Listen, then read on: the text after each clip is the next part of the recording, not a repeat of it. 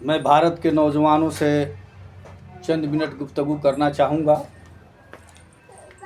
और मुझे खासकर हम अपने मुस्लिम समाज के भाइयों से ये बता देना चाहता हूँ कि गौर से समझेंगे कि हमें उन बदनामियों से बचना है और ये दिखा देना है और बताना है कि हम भारत के ऐसे नौजवान हैं, ऐसे मुसलमान हैं कि कहीं जो है अब्दुल कलाम बनता है, दूसरे तरफ देखेंगे तो वीर अब्दुल हमीद बनता है, तीसरी देखेंगे तो सूफिया जैसी बहन जो है आपके सामने मौजूद है। और यहीं तक नहीं कि जब भारत को अंग्रेज़ों से आज़ाद करने की बात आई थी तो उस समय सबसे पहले मुसलमानों ने अगर रणनीति बनाया तो सबसे पहले मदरसे में बैठ करके कह दिया कि ये दुनिया वालों देखो, ऐ हमारे नौजवानों तैयार हो जाओ। चीन में देखा, न जापान में देखा, न यूरोप में देखा, न अफगानिस्तान में देखा, जब भी वीर अब्दुल हमीद खां को देखा तो हिंदुस्तान में देखा, जब भी वीर अब्दुल हमीद खां को देखा तो हिंदुस्तान में देखा।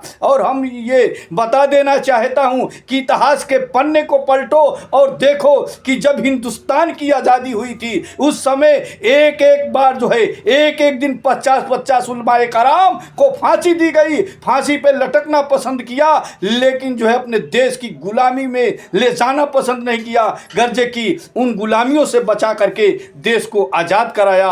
उसमें सबसे भी बड़ी योगदान मुसलमानों ने दी और सबको बताया हमारे मुसलमान जो है बेदीन नहीं है, हमारे मुसलमान गद्दार नहीं है बल्कि वफादार हैं। उस पन्ने को पलटिए, समझ में आ जाएगा। जब जफर को सामने जो है रंगोल की जेल में रखा गया और उसका वक्त उनके सामने दोनों बेटों को सर काट करके लाया गया, उस समय जो है जफर से जो है अंग्रेजों ने कहा, अरे जफर गौर से देखो, अब जो है तुम्हारे सामने कुछ नहीं है, दमों में दम नहीं, खैर मांगो जान की। यहाँ तक है जफर ठंडी पड़ी शमशीर हिंदुस्तान की। उस वक्त जफर ने कहा था नहीं अभी जो है हमारा हिंदुस्तान झुका नहीं है, न झुकेगा। कह रहा है जो है जफर ने खुलेआम जो है दीवारों पर लिख डाला और कहा कि गाजियों में कूर है, जब तलक ईमान की तब तक लंदन तक चलेगी, तख्त लंदन तक चलेगी, जोर हिंदुस्तान की।